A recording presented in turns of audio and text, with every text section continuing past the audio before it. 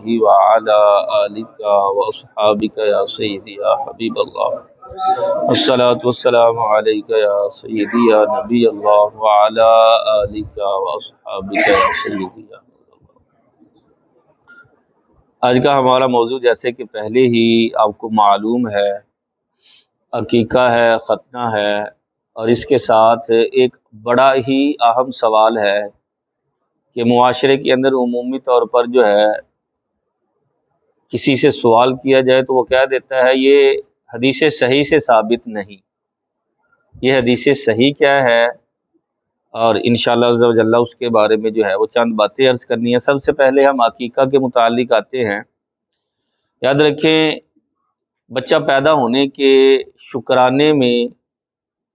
جو جانور ذبح کیا جاتا ہے اسے عقیقہ کہا جاتا ہے۔ ہمارے معاشرے کے اندر اسے حقیقہ بھی بول دیتے ہیں، لیکن اصل لفظ جو ہے عقیقہ ہے، عین کے ساتھ ہے۔ نبی کریم صلی اللہ تعالی علیہ وسلم کی متعدد روایات سے یہ ثابت ہے۔ امام بخاری نے اس کو روایت کیا ہے۔ کیا فرماتے ہیں کہ نبی کریم صلی اللہ تعالی علیہ وسلم نے فرمایا کہ لڑکے کی پیدائش کے ساتھ اس کی طرف سے خون بہاؤ، یعنی عقیقہ کرو اور اس سے اذیت کو دور کرو۔ اذیت کیا ہے؟ جو سر کا منڈانا ہوتا ہے، جسے ہم حلق کہتے ہیں یا جسے ہم چنڈ کہتے ہیں، یہ کروانا۔ پھر دوسری روایت میں ہے، حضرت بریرہ رضی اللہ تعالی عنہ سے روایت ہے، فرماتے ہیں کہ ہم جاہلیت کے زمانے میں پتہ کیا کرتے تھے کہ جب بچہ پیدا ہوتا تو جانور کو ذبح کرتے اور اس کا خون اس کے سر سے لے کر پاؤں تک ملنا شروع کر دیتے۔ وہ جو جانور کا خون ہوتا ہے نا اس کے جسم پر، بچے کے جسم پر ملا جاتا۔ اب فرماتے ہیں اللہ تعالیٰ نے ہمیں ہدایت عطا فرمائی اور آقا کریم علیہ الصلوۃ والسلام کی غلامی نصیب فرمائی، تو اب ہم کیا کرتے ہیں کہ بچے کی پیدائش کے ساتھ جانور کو تو ذبح کرتے ہیں، لیکن اب اس کا خون بچے کے سر پر نہیں، اس کے جسم پر نہیں ملتے، بلکہ اس کا نعم البدل کیا ہے کہ فرمایا زعفران لو اور اس کو پیس کر بچے کے سر پر ملا کرو۔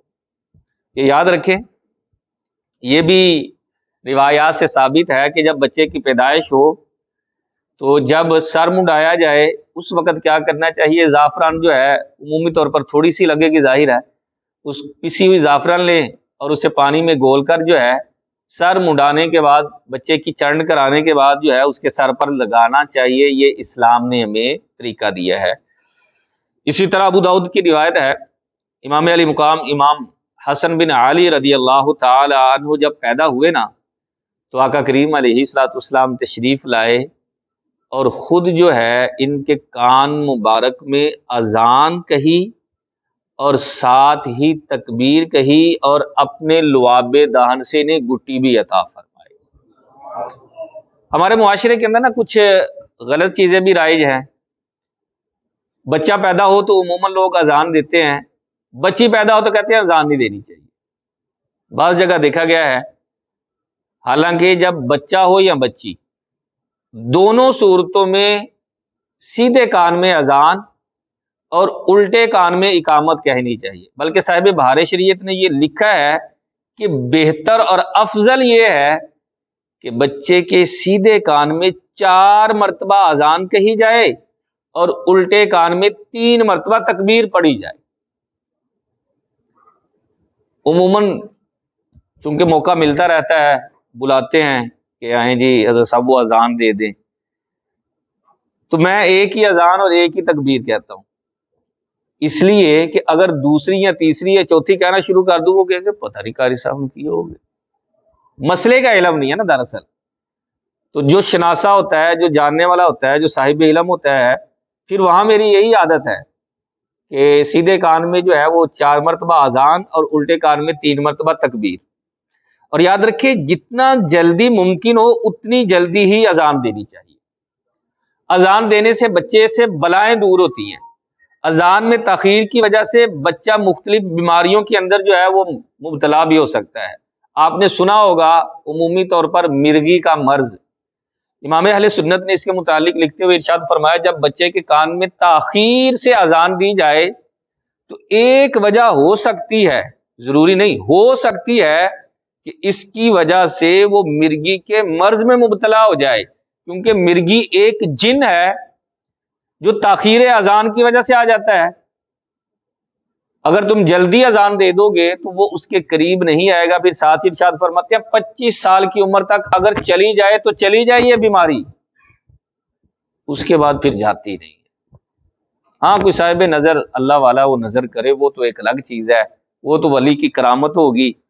وہ ایک الگ سے چیز ہو جائے گی۔ اما عائشہ صدیقہ طیبہ طاہرہ رضی اللہ تعالی عنہا اس حدیث کی راوی ہیں، آپ خود فرماتے ہیں کہ مدینہ المنورہ کے اندر صحابہ کرام علیہم رضوان کے ہاں جب بھی کسی بچے کی پیدائش ہوتی نا تو وہ کیا کرتے، لا کر آقا کریم علیہ الصلوۃ والسلام کی بارگاہ میں پیش کرتے، تو آقا کریم علیہ الصلوۃ والسلام اسے تحنیک کیا ہے جسے ہم بولتے ہیں نا گٹی، برکت کے لیے آقا کریم علیہ الصلوۃ والسلام کی بارگاہ میں پیش کرتے تو سرکار تحنیک اسے دیتے۔ تحنیک کا طریقہ کیا ہے، ہمارے ہاں کیا ہوتا ہے، وہ شہد کو انگلی لگا کر بچے کے منہ میں ڈال دیتے ہیں، یہ طریقہ نہیں ہے۔ گٹی دینے کا جو سنت طریقہ ہے، اور طریقہ کیا ہے کہ کھجور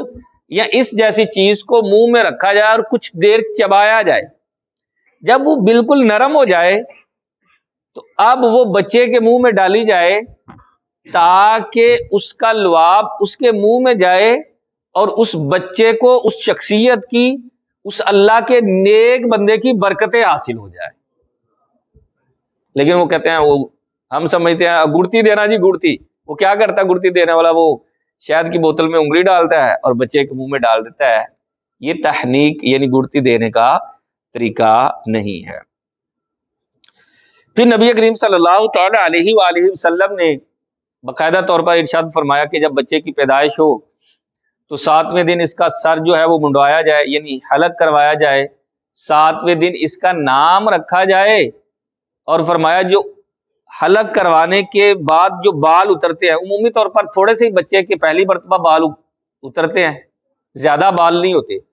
تو فرمایا اس کو وزن کر کے سونے یا چاندی میں جتنی تمہاری حیثیت ہے،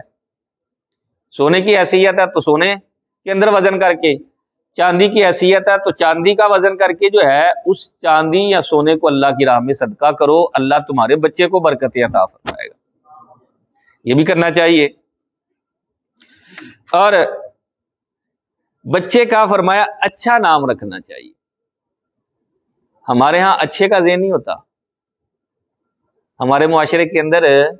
یونیک نام کا ذہن ہوتا ہے۔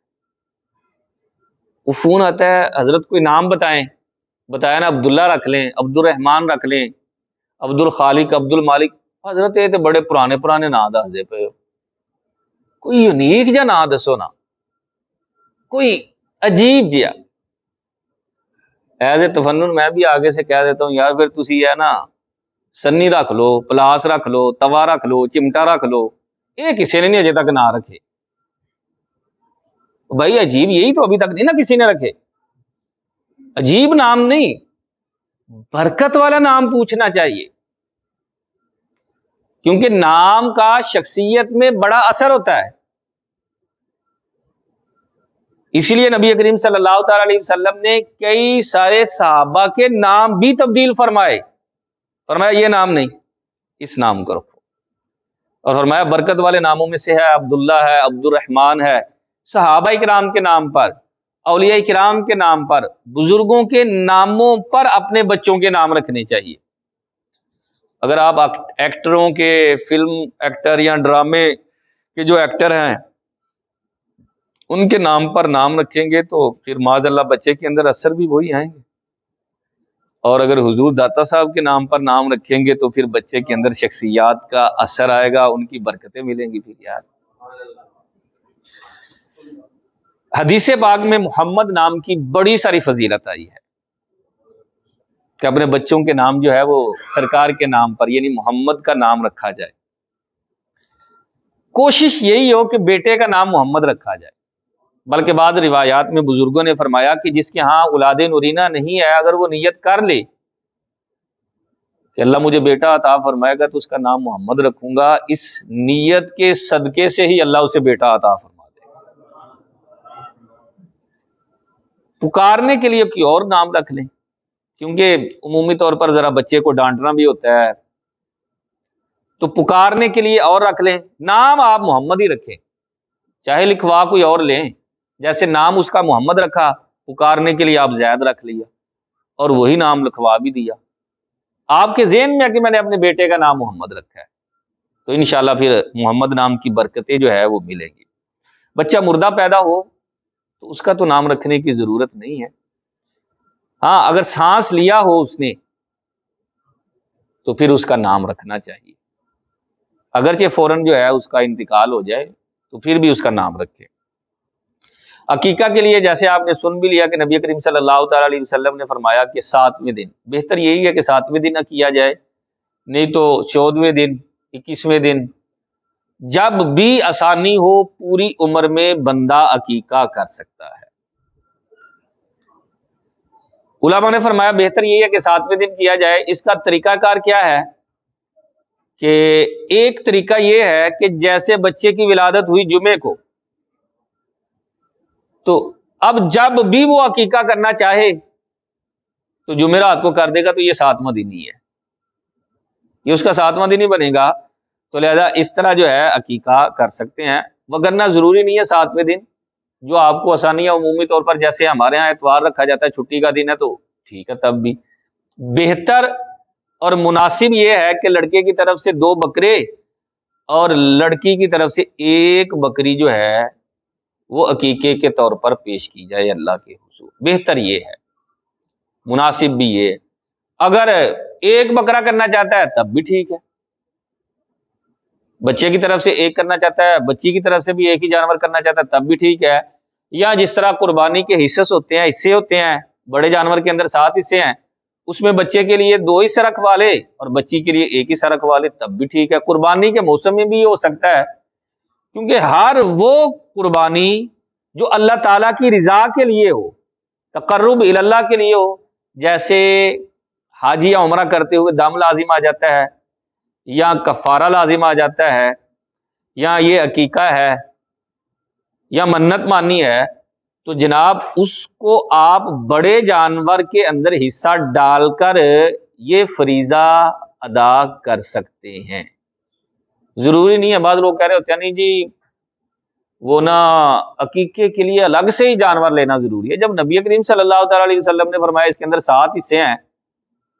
تو اب کسی قسم کا ڈاؤٹ نہیں ہونا چاہیے یار، جب سرکار نے فرما دیا ہے 7 حصے ہیں۔ اور اس کا گوشت کیسے تقسیم کیا جائے گا؟ جیسے قربانی کا گوشت تقسیم کیا جاتا ہے، لیکن اس کے اندر مستحب یہ ہے کہ گوشت بنانے والے کو چاہیے کہ اس جانور کی ہڈی نہ توڑے، یہ نیک فالی کی دلیل ہے، اگر ٹوٹ جائے تو کوئی گناہ نہیں ہے۔ نیک فالی مطلب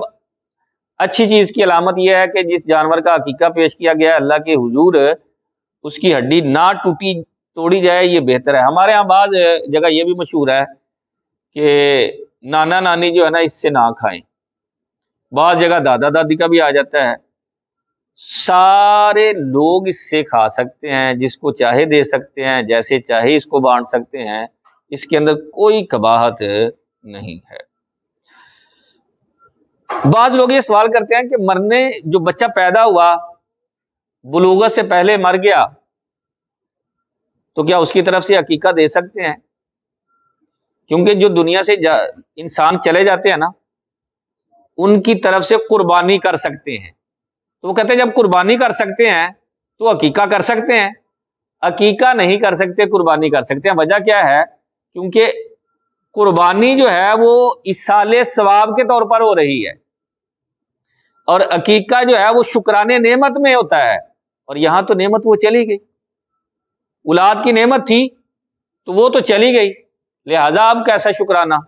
شکرانہ اس وقت ہوتا ہے جب نعمت موجود ہو، لہذا اس بچے کی زندگی میں ہی اگر آپ عقیقہ کرنا چاہیں گے تو اسی وقت جو ہے وہ